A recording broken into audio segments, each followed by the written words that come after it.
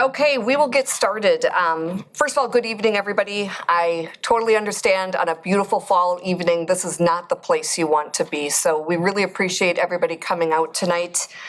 For those who I didn't get a chance to introduce myself when you came in, I'm Erica Scheider, and I'm the chief here in Roseville. I've served as chief for the last 4 years, but have been with the department for 27 years. This is my 5th meeting, and certainly understand these are never fun. These are not the places that people want to come together as a community to hear this news. But we appreciate you being here and your commitment to kind of watch out for each other in your neighborhood. I'll just mention ahead of time that we have a number of our staff here tonight, kind of in the back. That's where all the cops usually sit, but they're here to answer questions. We will do questions at the very end, but we want to be respectful of everybody's time. So if we can't get to all the questions, feel free to grab one of our officers afterwards, and we'll be happy to chat with you one-on-one. You also can email us questions after this and get in touch with us, and we're happy to either connect by email or by phone to address any concerns. We also have Captain Huddle from St. Anthony, so if we have any St. Anthony residents here, we do have Captain Huddle as well. I'm a parent, and a lot of our officers are parents, and so we understand this is not the news you want to receive. We understand that when all of a sudden you realize this is coming to your neighborhood, there's concerns, there's fear, there's anger. And what we're here to do tonight is really try to just inform you, to provide some information. I don't expect everyone's going to leave thrilled, but I'm hoping that you leave feeling a little bit more informed and feeling like that that you have the information you need to not only protect yourself, but to protect your neighbors and to protect your children. So that is our goal tonight, is to give you as much information as we can. As I mentioned, and I know we had a few people come in, we are recording tonight's meeting. So if you have neighbors that didn't hear about this meeting or weren't able to come, a copy of the recording will be on our website, hopefully by the end of the week. So give it a couple days, but we'll have that up. Also, if you're looking, where do I go for information? It'll be on our website. All of the information will be under, we've got a predatory offender tab on our website, and that's where you can go to stay informed. So please check that out. We want to be respectful of everybody's time tonight, so we're really aiming for about 45 minutes. And then again, if you have additional questions, you can certainly stay around after that, but that's kind of our goal. Now I'm going to turn it over to Brad, who's with the Department of Corrections. And I can't remember how to pronounce your name, so I didn't want to butcher it, so I'll let him do it.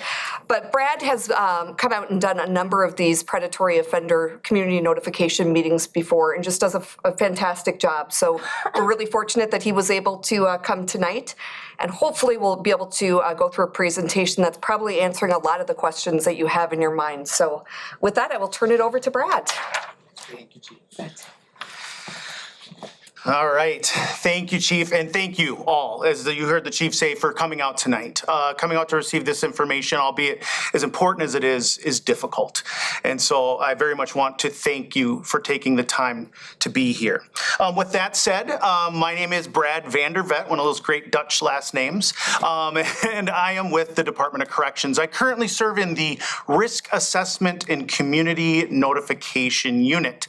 That is not where you typically come to the DOC to start a career. I began as an agent supervising those individuals transitioning from prison back into the communities and those individuals placed onto probation who had yet to go to prison if they were to go. And so that's where I kind of cut my teeth, as they say, working with those folks in the communities, directly supervising and supporting them as they transitioned from their correctional time into their community time and then ultimately off of paper. So I draw from a lot of that knowledge and experience for presentations like this.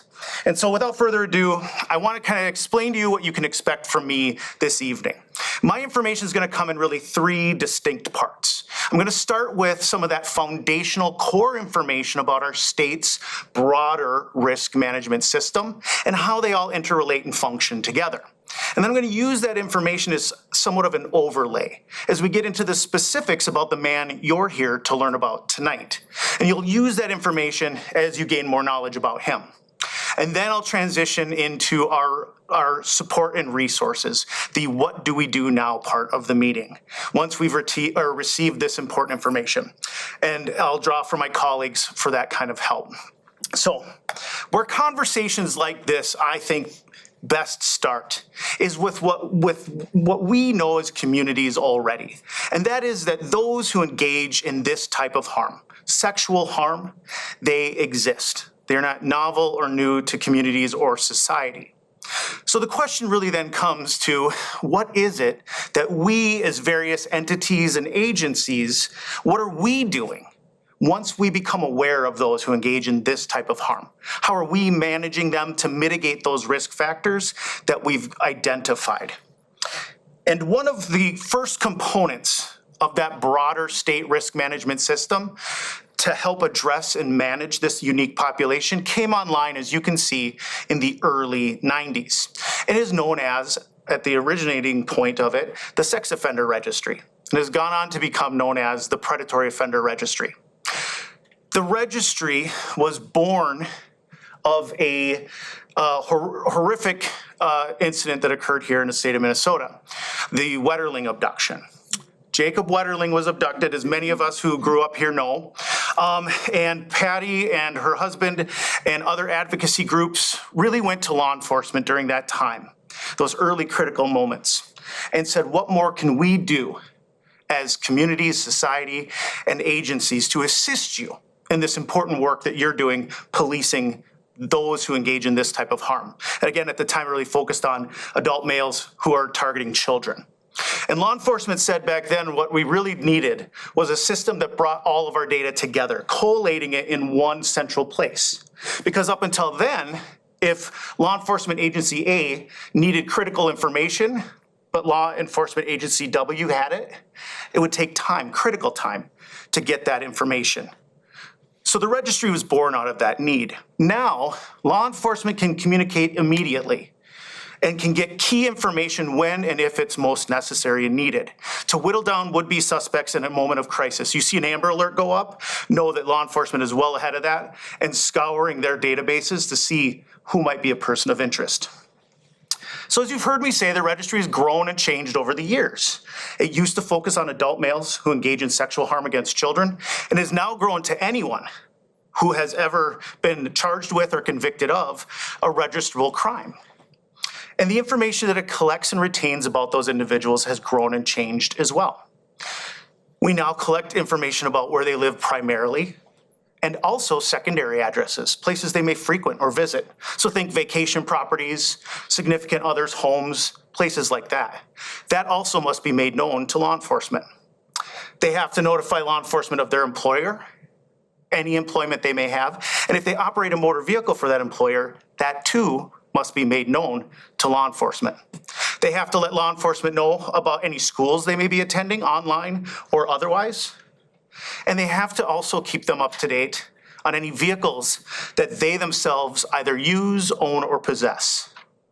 Other information that's collected by the registry now includes scars, marks, tattoos, phone numbers, and storage lockers, any kind of rental unit that they might use or have in their name. So you can see the robustness of the data collected so that law enforcement, if and when needed, can quickly narrow down suspects. Now, I had mentioned that it changed. The registry is managed and maintained by the state's Bureau of Criminal Apprehension, or the BCA. And the name changed after the legislature saw that it was a valuable tool for law enforcement and policing purposes and included additional crimes not sex-specific, as you can see here. So the registry now includes crimes like kidnapping and false imprisonment. And that actually did just change here recently. False imprisonment no longer will garner registration on its own, but kidnapping still does. So the name had to change. We had to start calling it something different because it wasn't just those who engage in sexual harm any longer. And so the predatory offender name was the selected one. Now, obviously, hearing the term predator is a jarring term to say the least. But do keep in mind that it does envelop a great magnitude of different types of criminal behavior and conduct. Other information that I want to share with you tonight with regard to the registry. And as you've heard me talk about it, the registry, with all of its information that it holds and retains, is for law enforcement purposes only. It is a specific tool for their policing activities. So in Minnesota, I took a snapshot of the registry. For meetings like this, they let me kind of peek out the window, so to speak. I call it my 30,000-foot flyover view to see kind of what's going on, so I can give some context for you as you're trying to get your mind around this tool. And so as you can see, from the first of this year, the registry reported about 18,673 adults on the registry, and juveniles actually. In Minnesota, we'll put juveniles on as young as age 10. It's pretty jarring. It's a lot.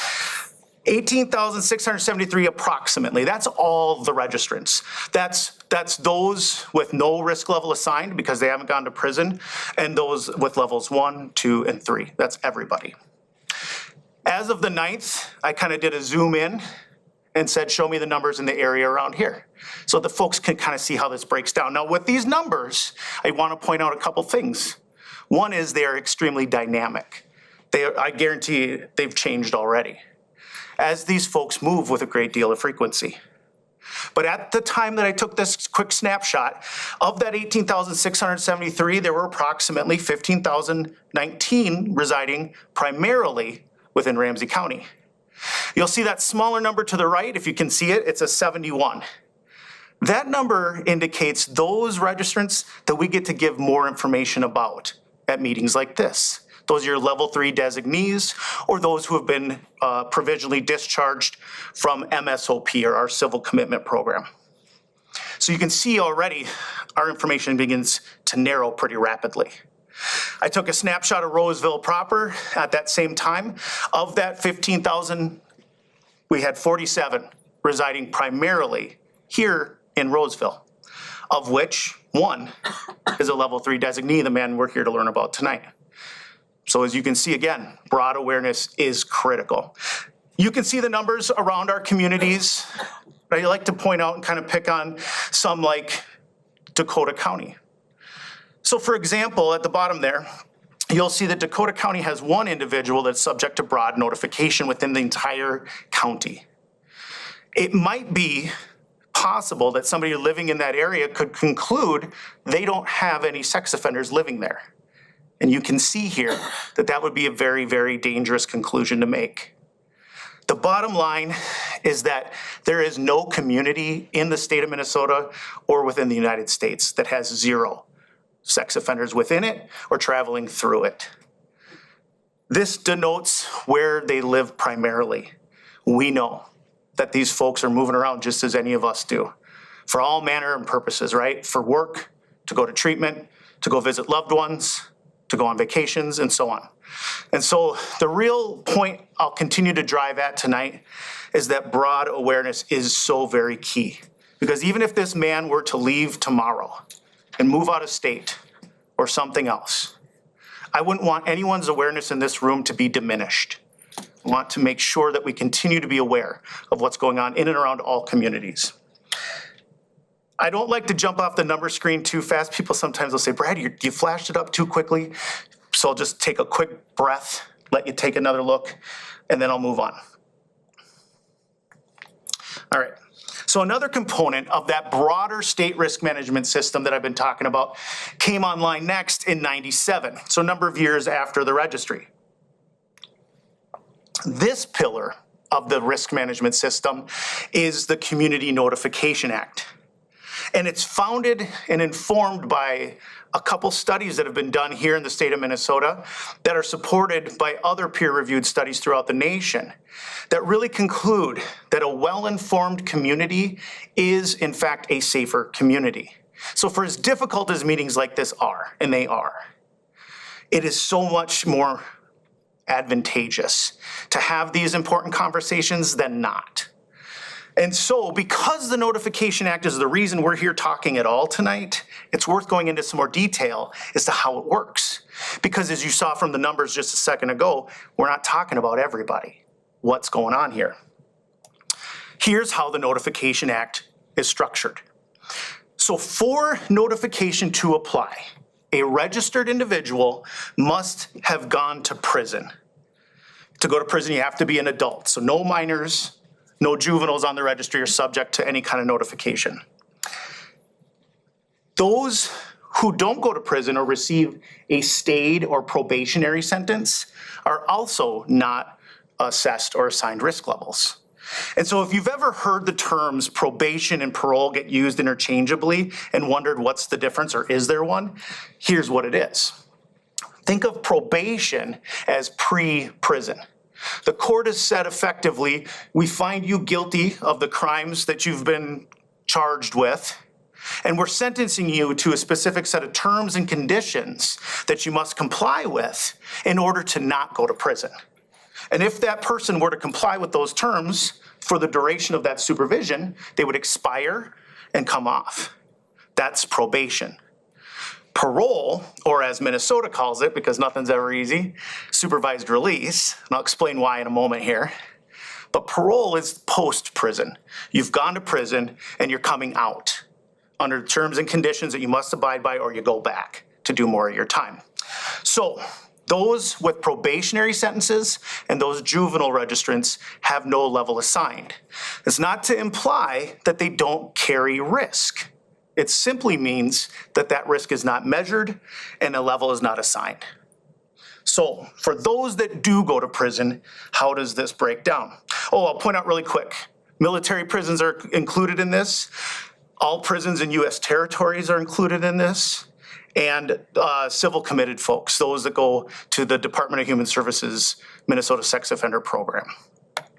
Okay, so for those who do come into the prison system, who cross that threshold and come in for their registrable crime or any crime, anything that brings them in will cause them to be assessed.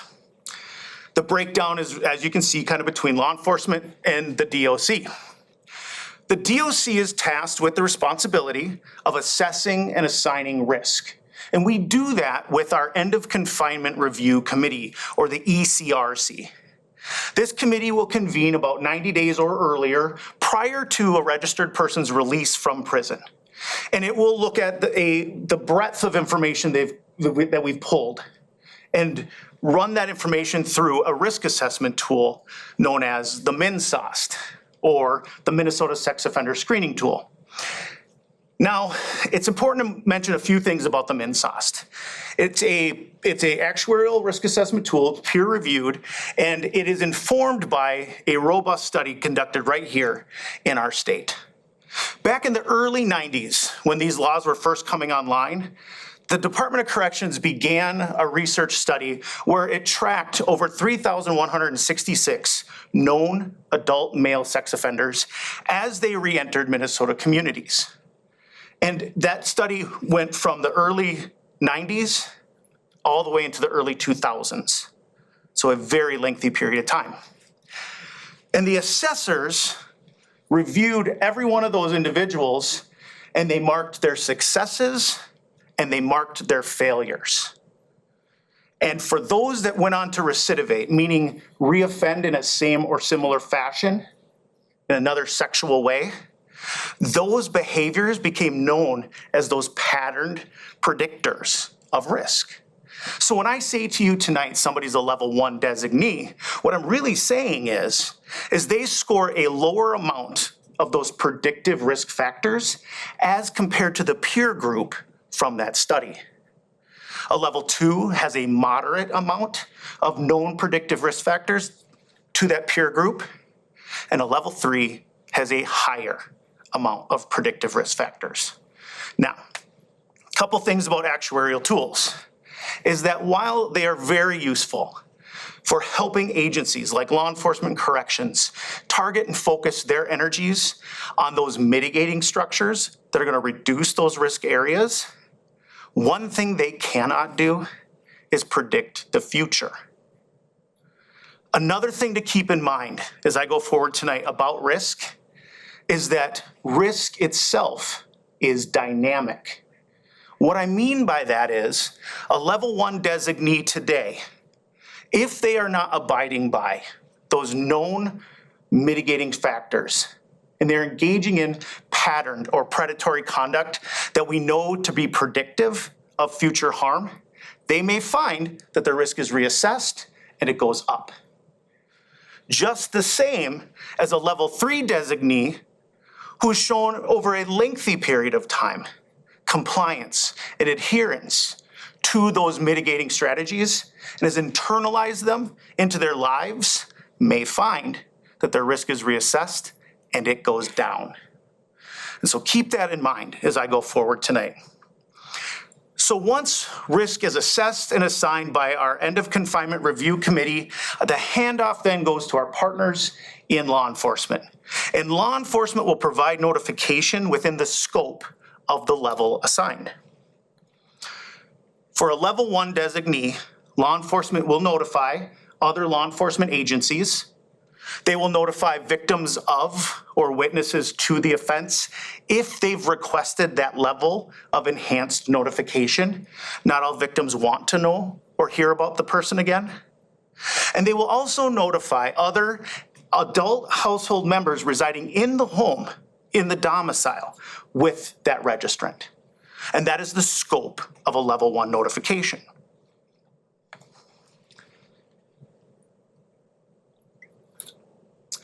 Now, as you can see here, a level 2 notification expands on those individuals and entities we just discussed and includes additional individuals or entities that law enforcement determines might be at particular risk based on that registrant's known patterns of conduct and behavior. Now, it's commonly believed with a level 2 that law enforcement will notify schools, daycares, churches, places where children congregate. And that may very well be true, but is not always the case.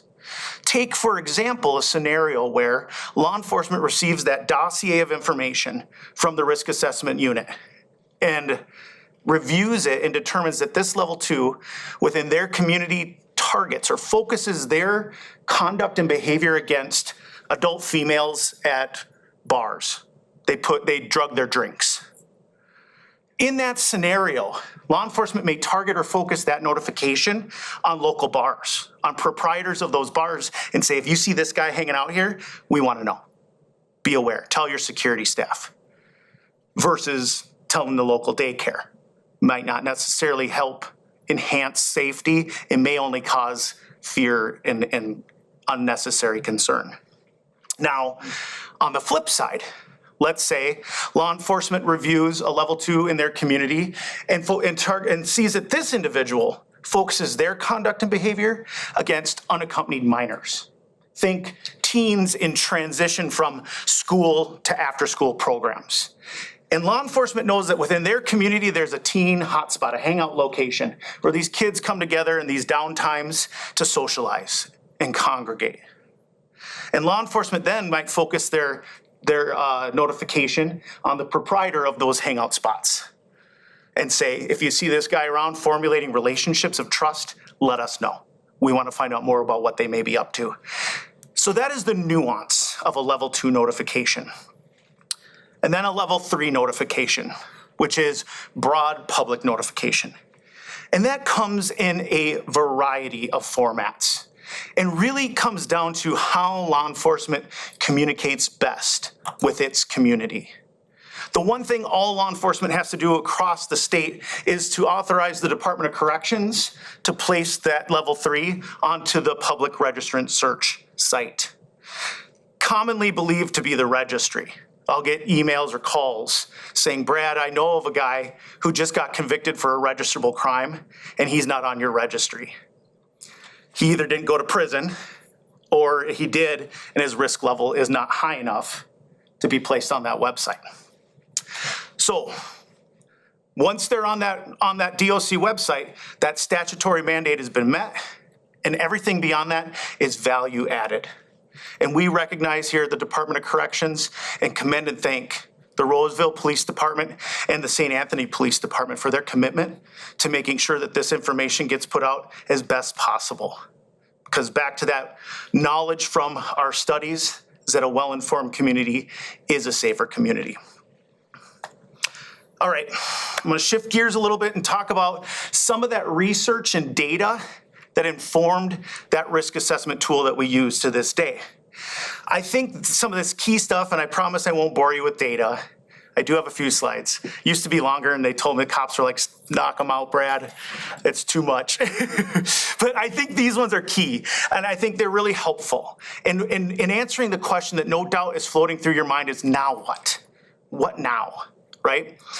So I like to begin with the first bit of data at the narrowest end of a funnel analogy. And I didn't really give you that earlier, so I'm going to back up just for a brief moment and have you think back to those numbers on that slide I left up for you. And I want you to think of all those numbers, 18,000 some, right? And from what we know about all of those who engage in this type of harm and all the research and studies that have been conducted since the 90s and 80s and earlier even, we know and we understand that only a portion of those engaging in this type of harm, sexual harm, even have their crimes reported to law enforcement. And that funnel instantly begins to narrow.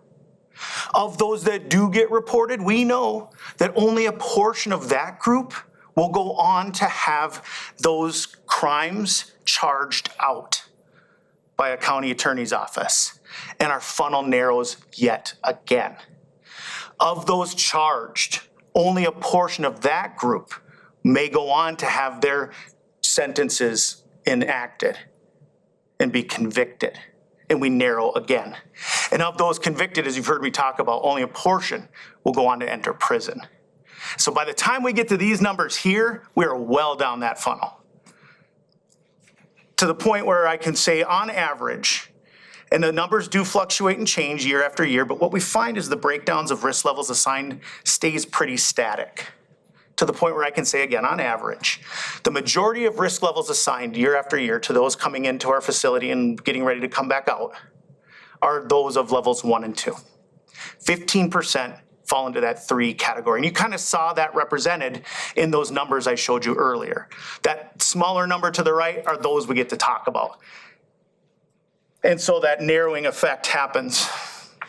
On the 9th, when I pulled these numbers, I went onto our website, which you could do from your phone if you were interested, and I said, show them all to me. And that is an option on there for you. And on the 9th, there were 439. Of 18,700, whatever it was, 439 are subject to broad public notification. You may think to yourself, what good can that possibly do for me when there's so many? And the answer to that is that the behaviors, the conduct are across the board.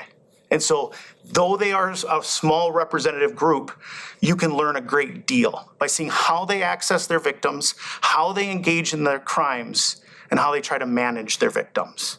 And that can be really helpful as you're formulating and augmenting your safety plans as well. You'll see 9 of those 439 are out of compliance. And another question may come through your mind of, great, Brad, you lost those guys. Where are they? What good does it know to have that number? And the answer is, law enforcement's great at doing what they do. Corrections is really good at doing what they do. But as you'll no doubt notice, we can't possibly be everywhere all the time. But the community is. The community is ever present. And so by raising awareness about those folks, maybe, just maybe, someone goes, I know that guy, or I've seen him around, and can contact law enforcement. Don't do anything on your own.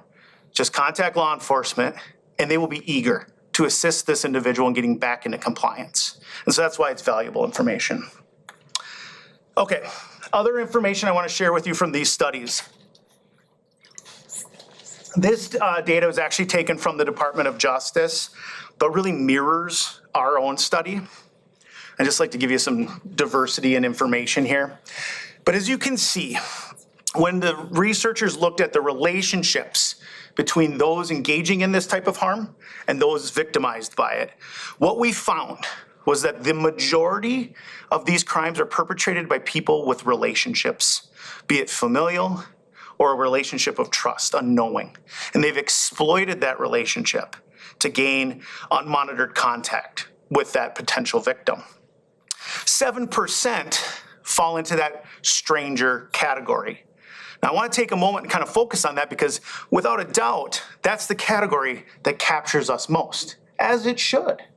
Because when we think about our families, we can set a lot of boundaries when and where they're necessary, and we can make sure people are safe.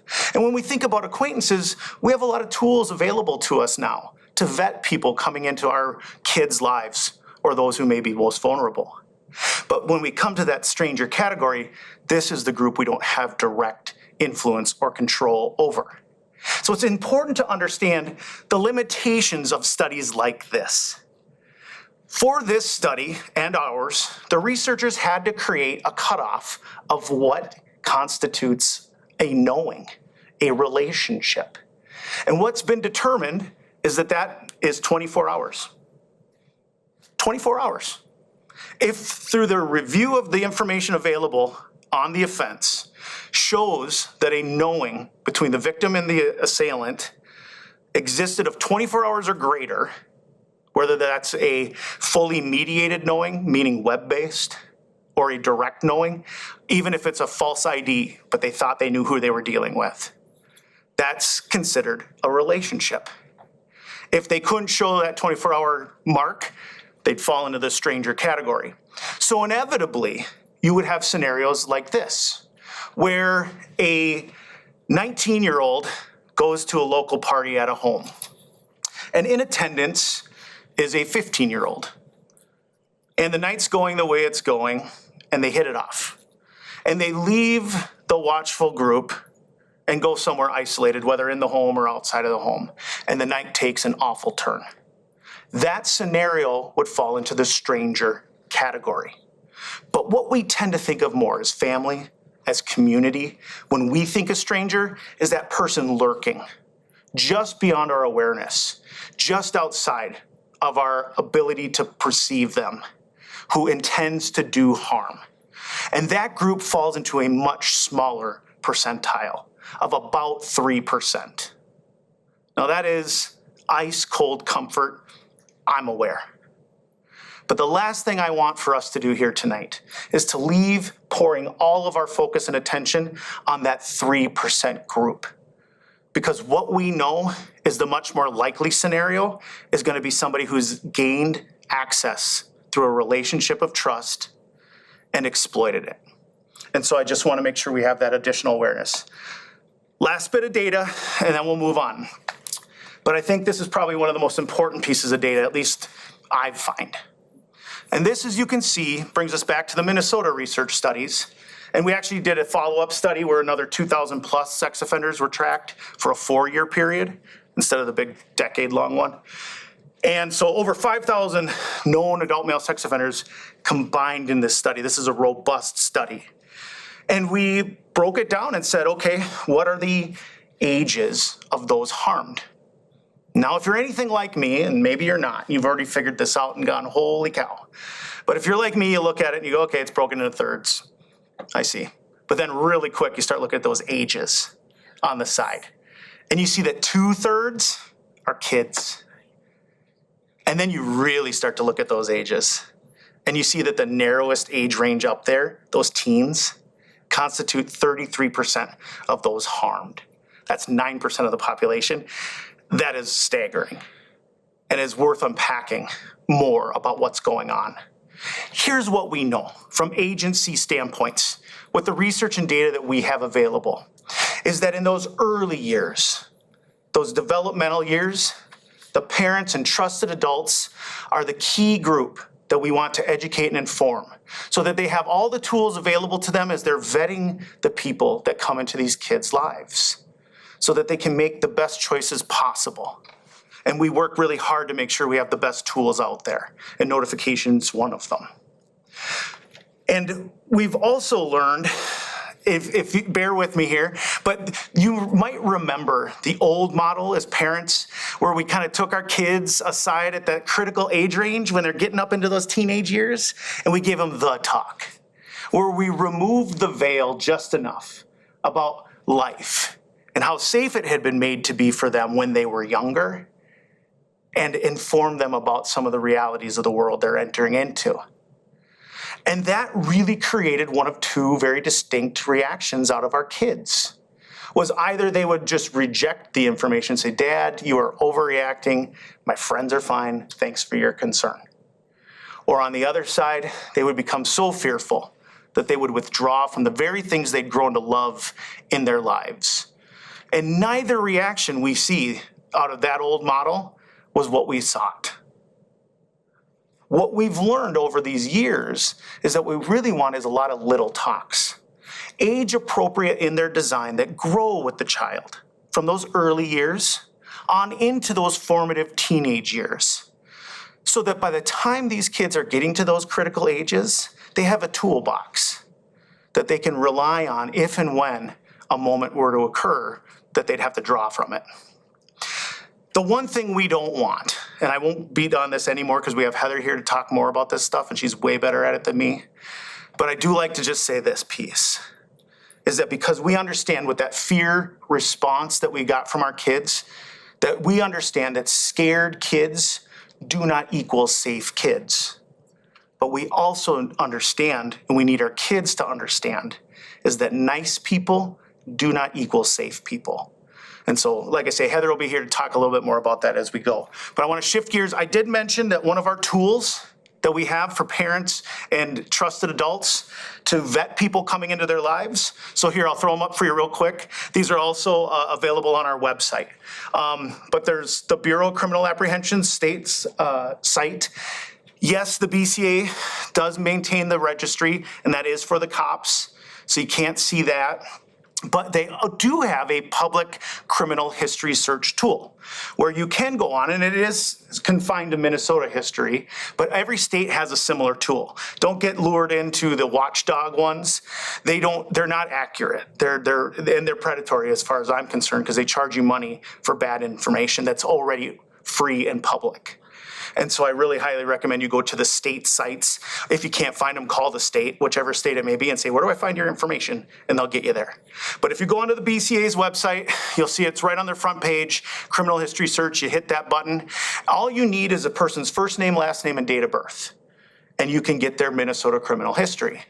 And so if you're vetting somebody who wants to be a volunteer coach or a tutor or a babysitter or whatever the case may be, a youth minister, I would say, get their first, middle, and last and run it through this system.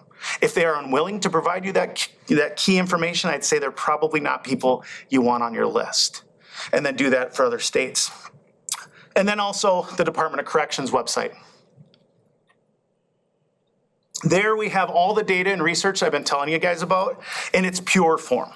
So if you're not one to listen to a blowhard up here with, nice PowerPoint and, pie charts, which, who it is, right? You can go there and review this information and draw your own conclusions, and I encourage you to do so. We also have a locator tool that's for anybody on the Department of Corrections jurisdiction, not just those with sex crimes.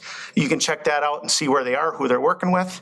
And then we have that public registrant search that I mentioned earlier, where you can see that 400 and some folks that are in the communities right now. I'm going to shift gears and start talking now about the man you came here to learn about tonight. I'd like you to use the information that I've covered so far as that overlay. See where things may line up and see where things may diverge with him as you're thinking about your safety planning when it comes to his conduct. This is Nathan Jones. I want to speak briefly here about photographs.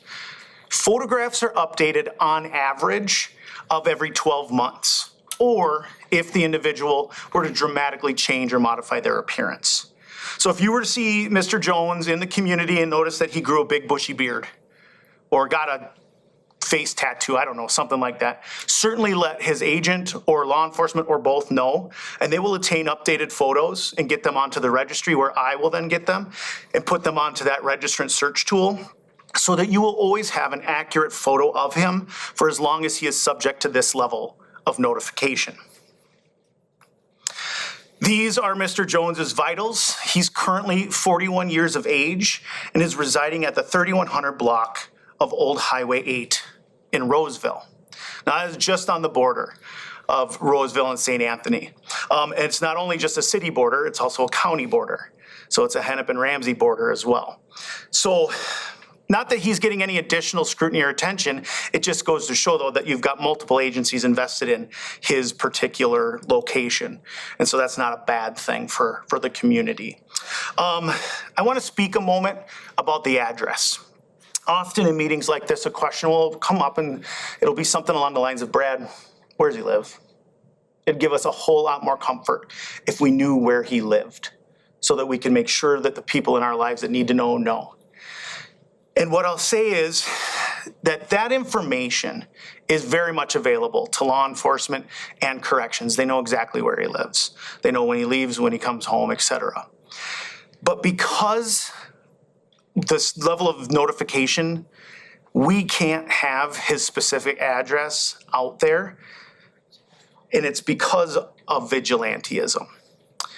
What we've found is that often people from well outside of the community may come in to enact some revenge scenario, which may feel justified, may feel satisfying even sometimes.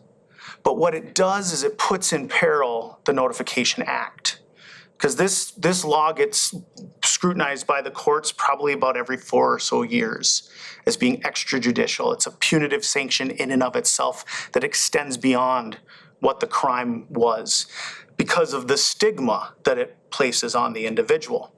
It makes it exceptionally difficult, as you might well imagine, to find gainful employment, affordable housing, and to access community resources that might be necessary. When we get pulled into court to testify, one of the things that I will share with any court that's willing to hear me out is how effective these are at mitigating risk. And that while there are unintended consequences, the benefits outweigh the costs. But the next house that mysteriously catches on fire, or the next registrant that gets beaten to death by a justified community member, makes it a whole lot harder for me to make that argument to the court that the costs continue to no longer outweigh the benefits, and we might lose this valuable tool. And so that is why we use the proximal address. However, in a room like this and in a recording down the road, if you're watching this later, there's no doubt in my mind that you in the community will talk. And those who live closest to this man will become very aware of him and where he lives. And you will share that information amongst yourselves. And that's just fine. That's just fine. What we just can't have on the agency side is that big target that calls out to vigilantism. So that is why we utilize the proximal address.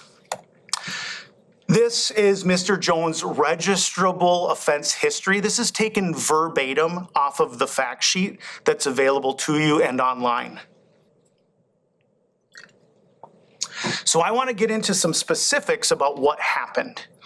Real quick, this is not an extensive criminal history. If you are interested in his criminal history, it's available to you. It is public.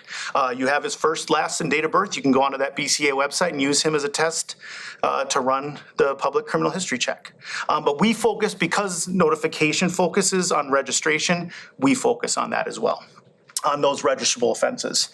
I'm actually going to start earlier than his registrable offense. In 2002, Mr. Jones was convicted of a misdemeanor. So not felony level, not a lower level criminal account. Misdemeanor indecent exposure. He'd engaged in a couple incidences, separate incidences against separate individuals, one teenage female and one adult female, whom he was not known to, did not have a relationship with. The teenage victim, he had accessed this individual as he was a guest in her home. So he was an invited person, unknown to her, by another person in the home that allowed him in. And he took advantage of that opportunity. And the other was kind of frequent in the same location in the community that he did, and just happened to be in the wrong place at the wrong time, and Mr. Jones engaged in his conduct. For these crimes, he received a misdemeanor sentence of up to a year in jail and any kind of local supervision. Wouldn't have crossed the threshold, and this would not trigger registration. And so I put them in here because the way the Minnesota system works is that when we measure risk, we look at behavior. This is what makes our system unique from the more federalized system, where it looks at convictions. We find that convictions aren't predictive because convictions are the outcome of usually a great deal of legal haggling and wrangling, where the actual conduct and behavior can get lost in the back and forth process. So we look at conduct and behavior, and this starts us out with his arc of conduct and behavior. Had this been the only incidences, had he gone on to address his issues and learn to behave in an appropriate and safe way in the community, we likely wouldn't be talking about him right now tonight. But because I'm here talking to you, you know there's more to this story. And that's where we get to the one that is on that fact sheet. This is the registrable crime. In 2013, Mr. Jones was convicted of criminal sexual conduct in the second degree in Anoka County. I'll speak really quickly. Sometimes the degree of the crime can get confused as being the risk level. They're separate. In Minnesota, in fact, they're completely reversed. We have criminal sexual conduct crimes first, second, third, fourth, and fifth. First being most severe, fifth being less severe. I'm very careful how I say that, is not to imply that it is not harmful or impacting. In our in our risk level system, we have levels 1, 2, and 3, and it graduates up, 3 being our higher level of risk, 1 being our lower. This crime was perpetrated against an unknown female child, 11-year-old girl. She was in a store shopping with her family. He singled her out and moved into her area of the store where she was and passed by her and assaulted her. And he used that shock and surprise in his effort to kind of suppress her reaction. She told, and he was caught and brought to justice. And for that crime, he was committed to the Commissioner of Corrections. He was sentenced to prison for 36 months. But that commitment was stayed. So I'm going to break this down and try not to get too, jargony here with it. But often a question will come up is like, how is it that people that do this kind of stuff come out? What is going on here? How bad's it got to get, Brad, before we don't do this anymore? And so here in part lies some of the answer to that question. Is that with Minnesota, we moved away from that more familiar model of parole that's been popularized in TVs and movies, where a person goes to prison or receives a prison term and they serve a portion of it. And then at a certain point, they get the opportunity to go before a panel and basically plead to this panel and say, please, may I serve the rest of my time in the community if I promise to do good. Now, as you might well imagine, with person crimes like this that shock the conscience, panels of parole groups or boards often rejected their requests for release prior to the expiration of their sentence. And so these folks were returned back to their cells and told, be quiet and do your time. Now, hearing that tonight, no doubt you're thinking to yourself, you know what, Brad, that's okay. Can we go back to that? Because they deserve to sit every day they got coming for what they've done. But what we found, along with all the other information we got when we started researching this, was that model failed to impact recidivism, reoffense in a same or similar fashion, in a way that was truly meaningful. Because what was happening was these individuals were going back to their cells and sitting quietly until they expired. And just a brief aside, in our prison population today, 90% or better are coming out. They will return and re-enter our communities. And so we'd better have a plan for what we're doing, because they don't just disappear. And that's what we found with this population as well. And so what we started to do was to transition to the determinate sentencing model, where now the legislature sets the duration of confinement. And that is done through the Sentencing Guidelines Commission. You can go on their website tonight and check them out. On every commission, year after year, they convene the commission panel and they review all of the sentences in Minnesota that are enumerated in law. On that panel must sit, by law, a victim of a person crime. And every year there is one. And so it is a well-informed panel. And they come up with the durations of sentences. The way they're structured is that the sentence being imposed, if they go to prison, they'll serve 2/3 in the institution by law, and they will serve 1/3 in the community on supervised release. And this is no longer a decision at the discretion of a panel, a board, a law enforcement agency, a court, a jury, anybody. The legislature has deemed this so, and so they will come out. Where this benefits the community overall is that we start working right away when they cross that threshold to start implementing those things that we know to mitigate risk: treatment, counseling, therapy, religious services, all of the things that can start to rebuild a life lost to harmful conduct and behavior. So that by the time they're ready to come out on that final third, it's a nice transition and handoff to that supervising agent in the community, where they will continue to work with that person, implementing those aftercare processes and ensuring that they're integrating those skills that mitigate risk into their lives, so that when they expire from that supervision, they've begun to manage themselves in a healthy and appropriate way. And this started to impact recidivism in a very good way. And so this is where that new model, if you will, it's not so new anymore, comes into play. Now you'll see some additional numbers. So 36 months, 2/3 in, 1/3 out.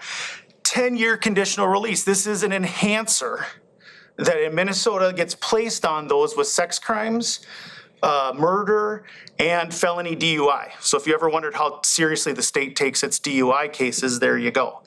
So what that does is it extends that final third for another decade.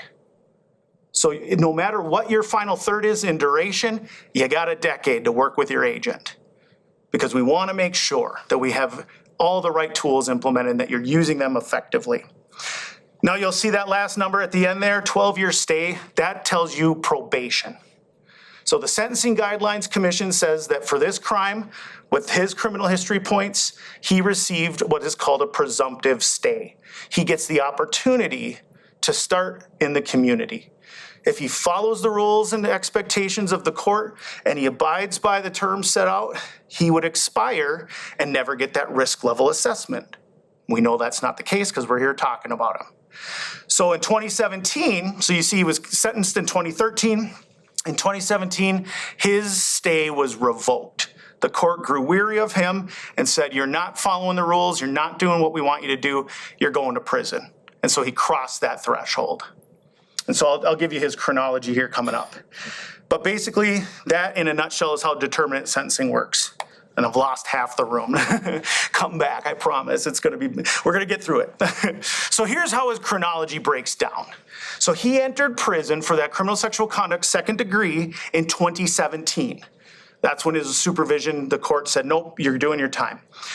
In 2018, he went through the end of confinement review process like I discussed earlier, and the committee, reviewing his history, knowing about the exposing, knowing about this conduct against the 11-year-old in the store, assigned him a risk level 2. At the time, they saw that he scored within that moderate group. His conduct and behavior was such that it didn't quite push him into that level 3 threshold, but it wasn't low enough to put him in the level 1. As you can see, in 2024 here, just in March, he got revoked. Not for a new crime, thankfully, but for concerning conduct and behavior that was a violation of his conditions of release. And his agents detected that behavior and brought it before the hearings and release unit, and they took him back. Anytime a registered individual re-enters prison for any reason, the End of Confinement Review Committee will convene and review what brought them in, what's going on with them, and determine if their risk level should change. And that's exactly what happened here. The committee said that the conduct and behavior that he was engaging in when his agent caught him was concerning enough. He was using his phone to videotape children at the Mall of America. Was concerning enough that he needs to be a level 3. the community needs to be aware of his conduct and behavior so that they can formulate safety plans around him. He's not a safe man. He does not behave according to the rules. And so they did just that. They made him a 3. And so he serves his correctional time, and he is allowed the opportunity now, once again, to re-enter our community. This time on intensive supervised release, or ISR.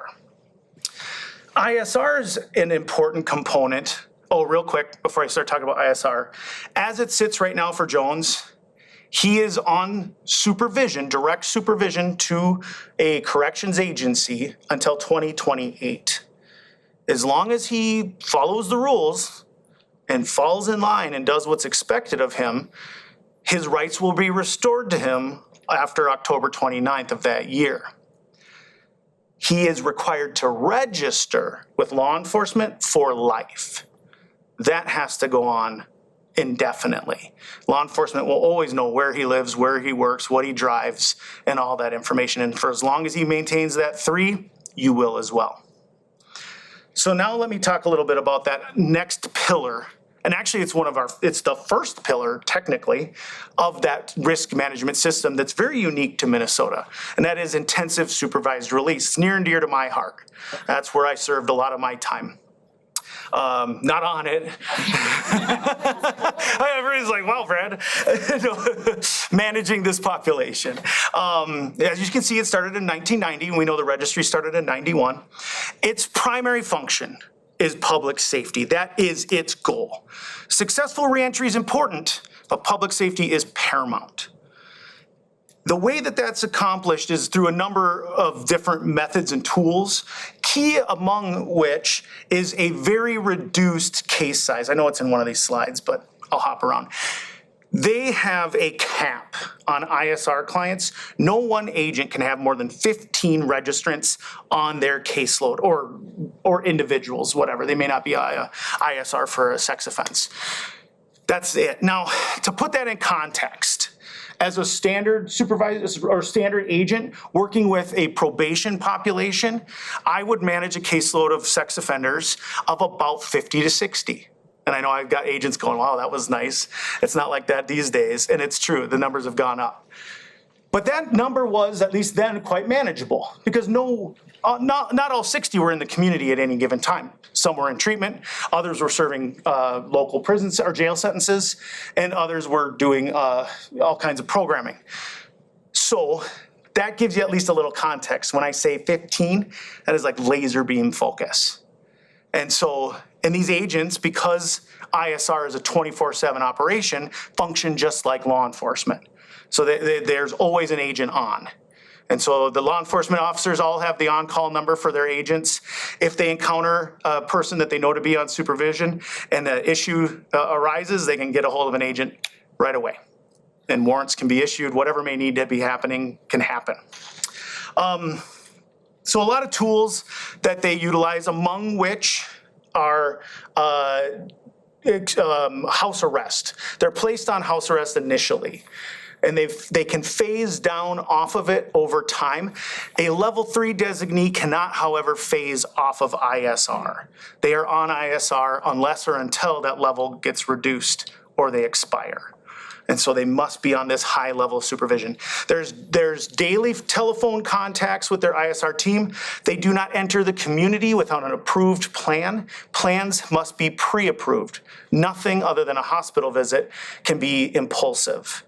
Everything is thought through, and we're talking everything. They have to pre-plan their grocery trips. They have to pre-plan their exercise time, their job seeking time, et cetera, et cetera. All of the things they do in the community, whether it might be job seeking or grocery shopping, is vetted by that agent. We'll pick the time they go, the store they may go to. We'll even designate the line that they go through to check out. For example, I might say you only go through self-checkout, and if that's not available, you must wait until an aisle is available with an adult cashier or something along those lines. And then I or my team would go out and observe them without their knowledge while they were out on a shopping trip and just see how they conduct themselves. The community might call too. and say, you know what? He's always coming to the store when this one teen's always working, and he goes through their line every day and chats them up, and you can tell it makes them uncomfortable. That's valuable information coming in. So this is some of the nuance of ISR. And so we use GPS monitoring so we can track and monitor their locations. I'm always careful I don't want to oversell GPS. It's a passive system. It's a good way for us to make sure they're doing what they're supposed to be doing. But it doesn't shock them or stop them if they're up to no good. That's when we start to really want the extra communication among the community. And we also use polygraphs. They have to submit to polygraph testing for compliance. Have you been following all the rules of your supervision? Yes or no? Those kinds of things. They also have to do polygraphs for treatment. Have you disclosed to us all of your prior contact or conduct of a sexual nature? Those types of things. So a number of tools in the toolbox. Other things with the more modern day and age is we can utilize electronic sniffing dogs. The BCA has a number of dogs now, 2, I believe, and I think they're looking at even getting more, where an agent can work out time to go out and do a home visit and do a search. And make sure that we know, because they have to report all their electronic devices, and all devices must be approved. If the device is approved, it must have monitoring software on it, paid for by the registrant themselves. And so we track keystrokes, we track ISP addresses, we track it all. So you can just see some of the robustness of ISR. It's micromanagement on a level that I honestly think would crush most people. It's a lot. And so there's a high risk, high reward, but believe me, if they mean to make change, it's an opportunity for them to do so. If they mean to continue on a path of risky behavior and conduct, it's a quick way to get them where they need to be, which may be back in custody or potentially being looked at for civil commitment, if that's the case. I already kind of covered all this stuff. I bounced around. We do have the ISR agent here for questions about direct supervision. That's Chad. If you have questions, his number's on the fact sheet as well, and we'll do the Q&A tonight. And so certainly ask, just know that Chad works as a part of a team, and that team extends well beyond the Ramsey County group into the DOC, as well as with local law enforcement and so on. Other resources that are available to you are your most direct and honestly your best resources is your local law enforcement. Law enforcement, as you've seen from all the information I've thrown at you tonight, has been well-versed in the management and tracking of this group of individuals. And the Roseville Police Department, and not to show love, the St. Anthony Police Department as well, Captain's over there going, you better talk about us, Brad. I have both of them up here, I'll go back and forth, are here to answer and address your questions. If it's a non-emergency question, you just want to know maybe how the PD manages this unique population, what kinds of training do they do, where do they, how do they do what they do? Certainly call their non-emergency number. But if you have a concern about this man or anyone, as your awareness has been broadened tonight, that makes the hair on the back of your neck stand up, I want you calling 911. Because as you saw from those numbers earlier, we don't get to talk about all of them. And if we have people in the community calling and saying, I don't know if this is a thing or not, but this guy is always at the kids' bus stop every day, and I don't recognize him, and he doesn't look like a parent, and I just don't feel good about it. Call the cops, give them that information. Please, as a parent who has a child at a bus stop, I would thank you. That's where a good community connection is such a strong advantage. All right, other resources. I'm going to shift gears, and so it's not the Brad show tonight. I'm going to bring up my colleague Heather to share with you some more information. Come on up, Heather. Thank you. I recognize Brad used all the time promised by the chief. I have far fewer slides and will not keep you as long. And then as soon as I'm done, we go right into questions. So my name is Heather Coling. I'm a victim services specialist with the Minnesota Department of Corrections. I'm the sexual violence specialist on our unit. Like Brad, I didn't start at the DOC. I have about a decade of experience in victim advocacy, predominantly working with victims of domestic violence, sexual violence, and stalking in more community-based programs. I used to be the advocate in the community where I live, so I recognize some of the fear you all might be experiencing, but I hope some of the resources and information we give you today can help with that. The biggest question we get is, what can you do? I want to thank you all. You've taken the biggest step. You came here today. I recognize when you receive a notice that there's a predatory offender moving into your area, it can be very fearful. And you chose to come here today to get more information instead of sitting in that. And so thank you for coming, and thank you again to both the Roseville and St. Anthony Police Department for hosting these meetings. They're difficult conversations, but they're important ones for us to have. The other thing you can do is I wanted to highlight Minnesota Haven.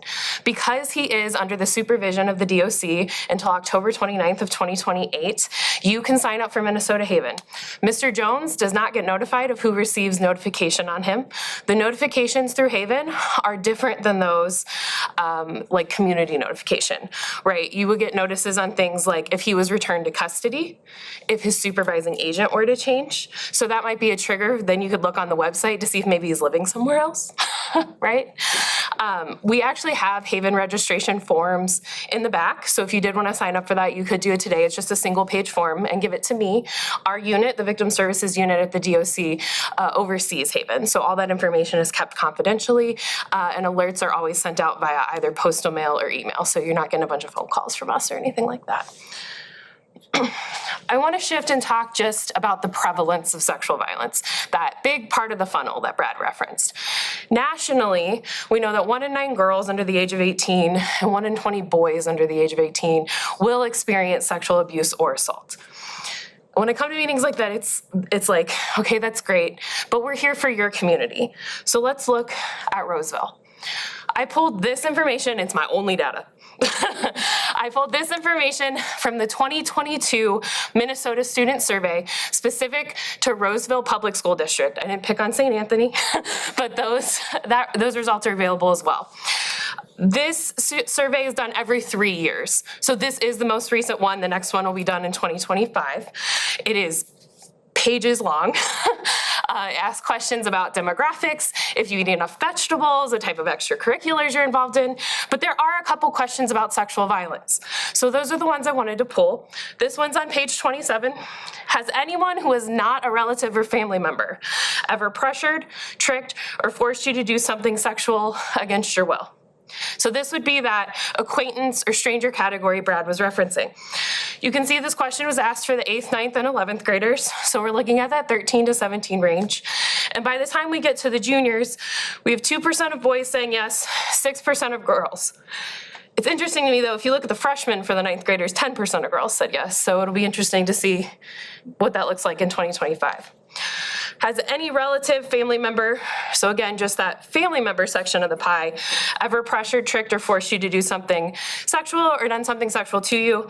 We have 5% of the girls at junior year saying yes, 1% of the boys. But I'd like to point out, if we combine those, which is the total of sexual abuse, we're tracking pretty well with national statistics, right? That 1 in 9, that 1 in 5. And it feels great to see that 90% up there, and we should feel great, but I just want to point out, any child saying yes to this question means we still have work we can do, right? The one other question about sexual violence that I pull is on page 28. Have you been in a casual or serious relationship where your partner ever pressured, tricked, or forced you to do something sexual against your wishes? At this point, we have 14% of the junior girls saying yes. So well within that 1 in 9. And 3% of the boys saying yes. I don't say this to depress anybody. I don't want that to be the impact. The reason I put these stats up is because if you find out Mr. Jones moves tomorrow, we still need to have these conversations with our kids. We still need to have these conversations as families, as community, right? Because our kids, our family, our community members are experiencing sexual violence. The cases that kept me up at night as an advocate were the ones where we knew something happened, but couldn't meet burden of proof to get charges or get that conviction. And those are the cases we never get to tell you about. We know about Mr. Jones. Take that information, use it, but also apply it to anybody coming into your child's life. And you're like, that's great, Heather. How do I do that? I'm going to give you some tips. This is comprehensive. I'm going to give you your local resource to the end. I would encourage you to reach out to them with more questions. But these are some quick things that you can start implementing fairly quickly into your family. How do you talk to your kids about it? teach children the names of their body parts, the actual names of their body parts. We like to use cutesy nicknames because it makes us feel uncomfortable or comfortable when they say those, but we really need to teach them the names of those body parts, and that some parts of their body are private, which means we don't look at them or touch them on anybody else, and we don't look at them or touch them, allow anybody else to do that to us. With that, we want to give examples where someone might need access to their body, right? A trusted adult helping with a hygiene activity, a doctor doing a physical exam. But in those situations, it's okay for kids to say no, which always makes parents really nervous. But it is okay for kids to say no and ask questions. If it's an emergent situation, we're not going to listen to the no, do it anyway, and explain it later. But it is okay for them to say no and ask questions. It's okay for them to ask to have their mom or dad there, or whoever the trusted adult in their life is. And it's okay for them to tell the adults in their life about what happened later. We need to talk about secrets. Secrets in isolation are one of the biggest tools that predatory offenders use to gain access to children. So the phrase I'd like to give most parents is, we don't have secrets in our household, just surprises. Because we don't want them blowing all the Christmas gifts or the birthday presents, right? But secrets bring about shame and blame and can often have negative connotations with them. Surprises are happy things that we want to share, right? Having that type of language just takes that tool immediately away from that predatory offender. Reassure them that they won't get into trouble if they ask you questions about their body, if they ask you questions about something that happened with their body. And when they come to you, make time for them. I sat with a lot of adult survivors of childhood sexual abuse that thought they told an adult, and that same adult was in the room and had no idea, right? Kids may test the water.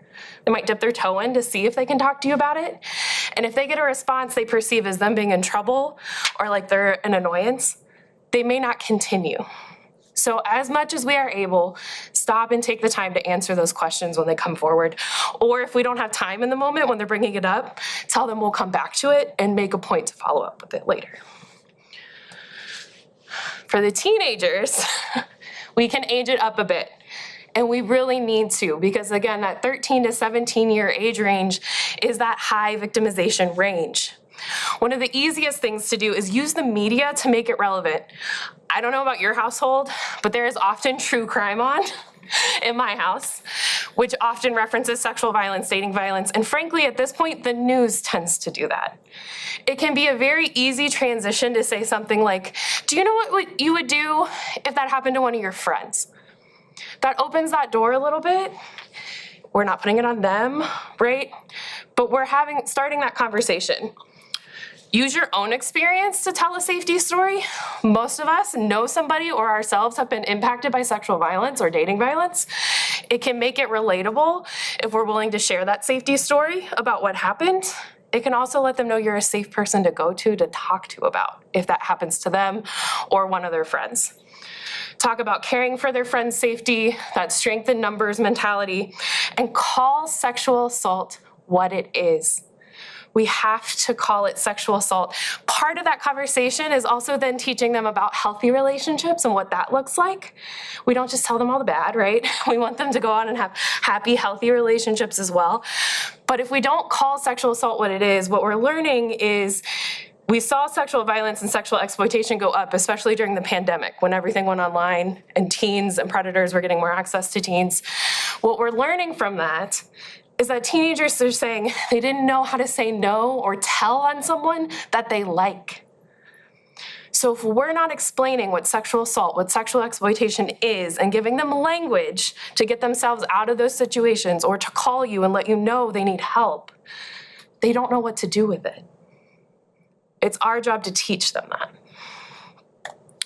Would also encourage you to create a family safety plan.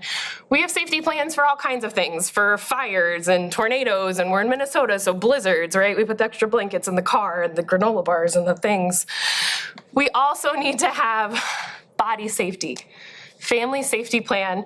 We need to educate everyone in the family about it. We need to start talking with the family about abuse and set clear family boundaries. Things like who can share a bed with whom? When do we knock on doors? What level of nudity is acceptable in a common space? And we need to let them know that anybody that comes into this household is expected to follow these rules. And we expect our kids to follow those rules at other people's households as well. And I would encourage you to know your local resources and how to use them. I'm gonna give you your local resource here at the end. A quick exercise you can do with your kids in the car when you're not making eye contact with them, because that's when they'll talk, is ask them if something happened to them, who are 5 safe adults that they could talk to about it?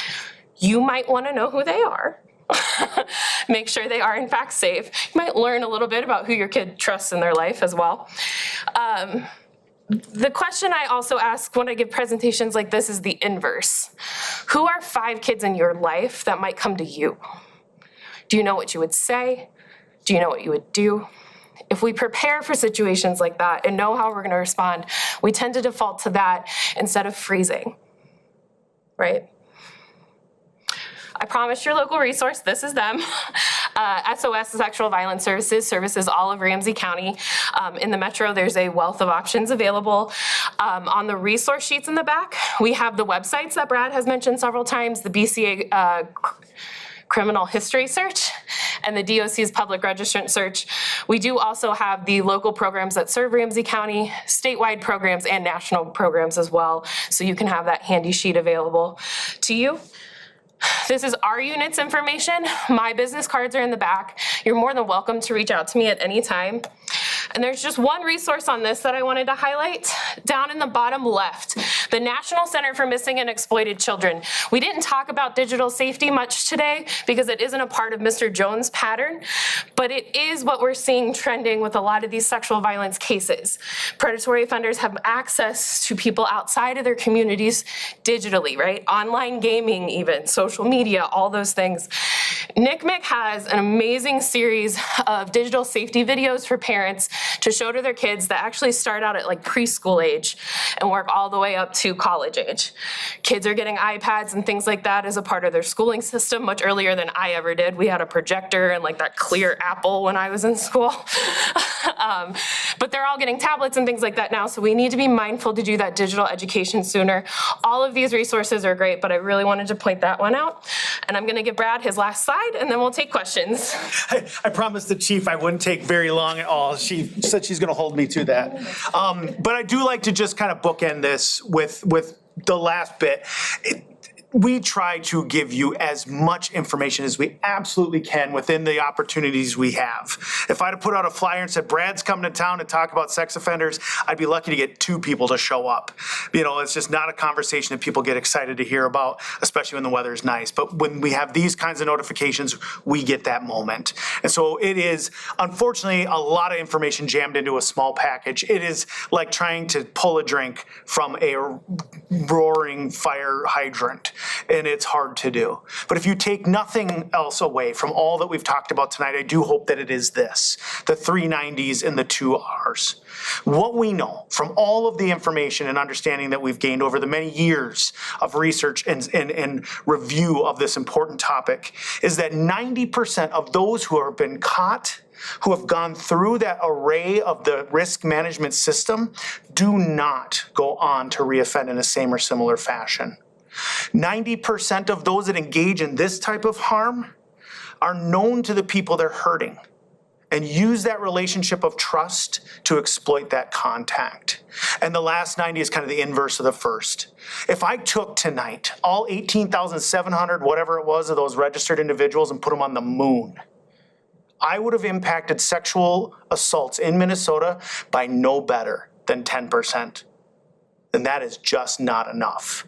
So broad awareness is so very much key. It really does come down to that social proximity, that relationship piece. Geographical proximity is not predictive because we know that these individuals who mean to do harm travel. That's exactly what happened with this man. He engaged in the harmful conduct and behavior well far away from his home. And so we need that awareness to be broad. And so at that, I'll hand it back over to the chief for Q&A. Go.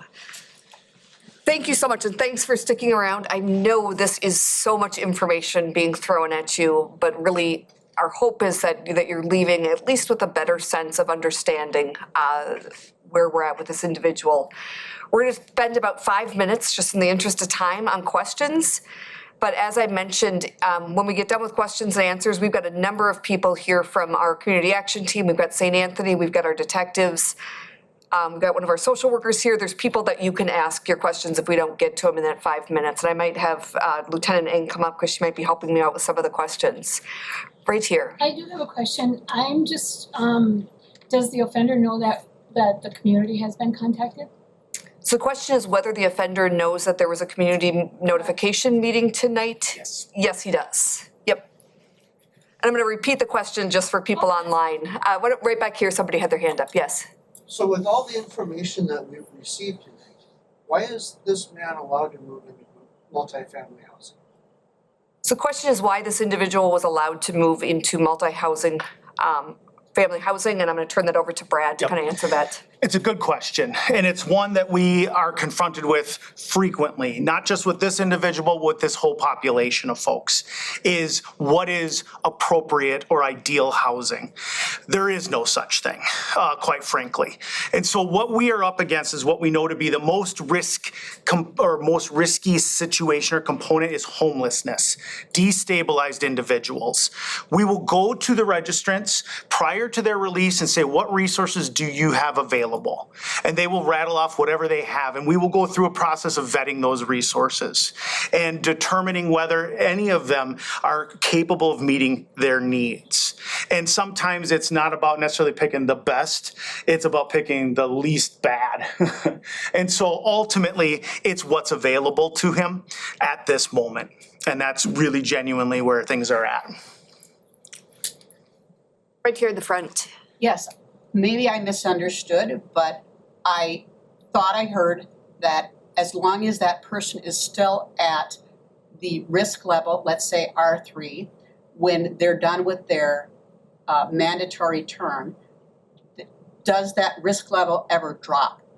That's a good question. Can you repeat it? Yes, yes. So repeat the question for the recording.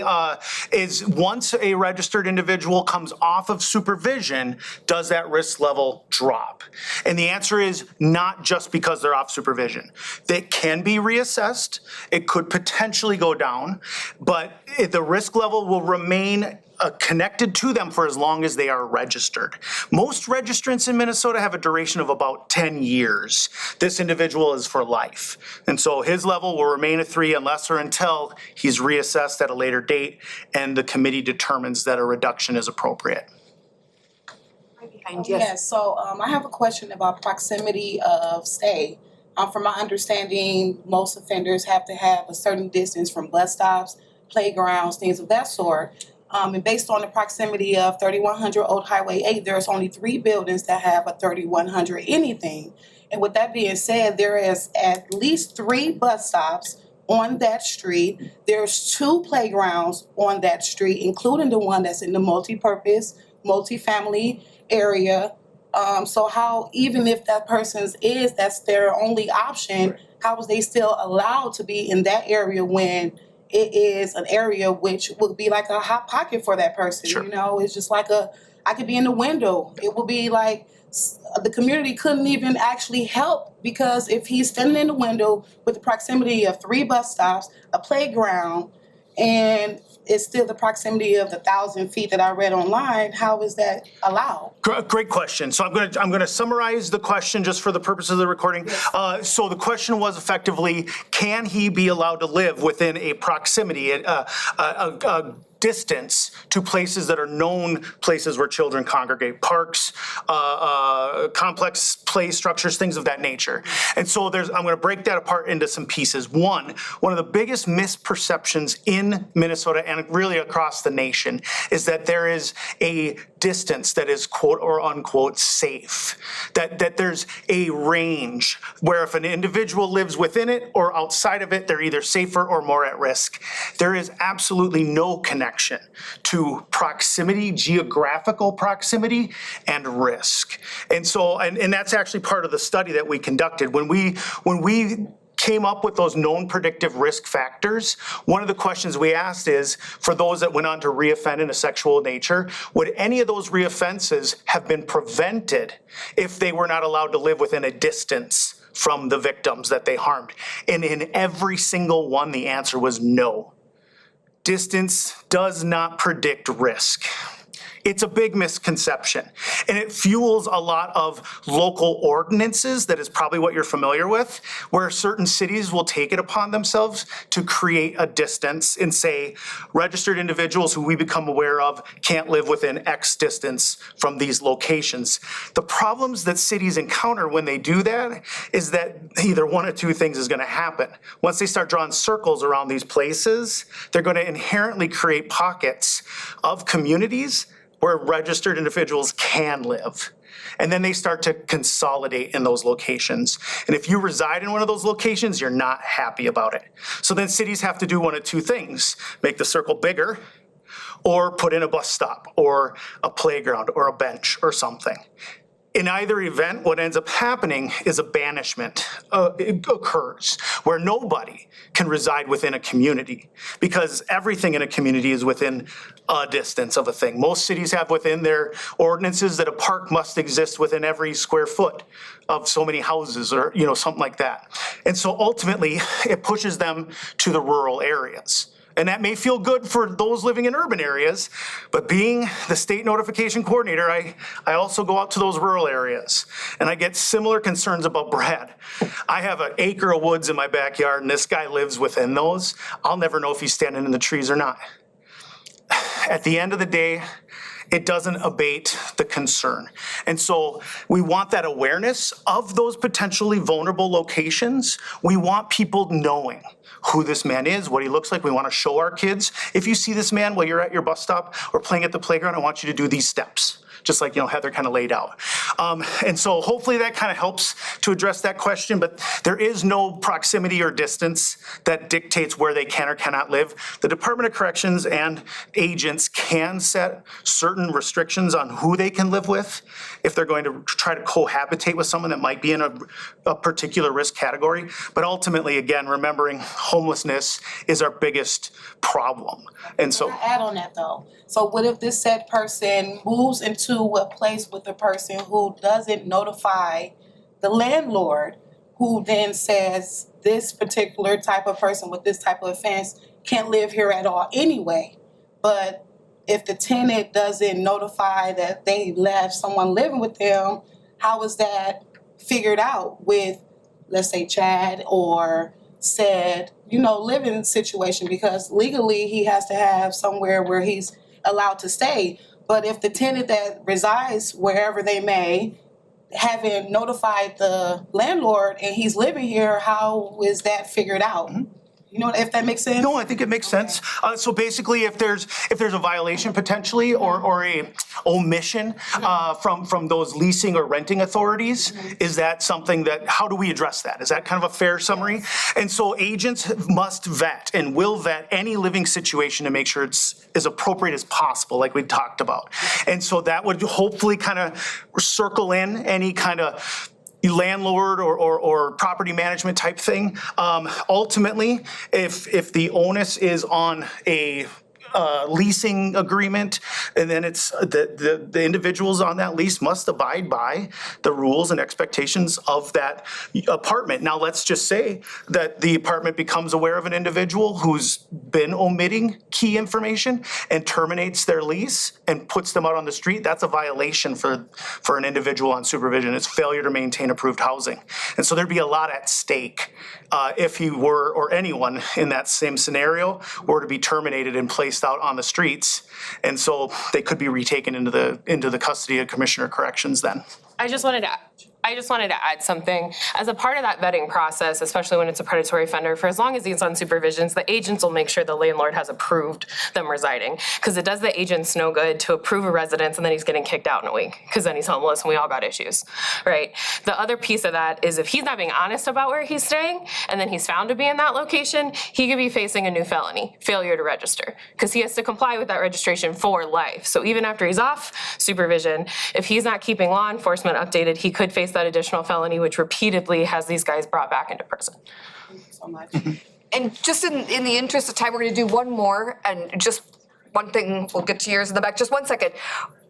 I know there's still some additional questions, I just wanna be respectful of everybody's time, so again, our officers are gonna be in the hallway. If there's questions we didn't get to that you wanna ask, please flag one of them down. We've got representatives from probation, from supervised release that are also here. I'll be here, obviously, we're all gonna be present, so if we didn't get to your question, there is a way to get it asked. Last question for the, I just wanted to say thank you to the moon and back, to all people in law enforcement, especially Roseville and St. Anthony. Your service is so greatly appreciated and never taken for granted. So thank you all. oh, thank you. Last thing I'll say, just to close it out, thank you for being here. As it was mentioned, that is the most important thing you can do to educate not only yourselves, but to keep your kids safe, to keep your family safe. I can't imagine when you opened the letter or however you got notified that that's what you were expecting to see when you learned of this. So appreciate you guys coming out. Just know that we're here. So if you've got any concerns with this individual, you can call 911 if it's something immediate. Obviously, we've got the agent here that would definitely want to talk to you if there was concerns. That's what we're here for. But most importantly, thank you for coming out tonight, and we really appreciate you being here. Thank you. Thank you.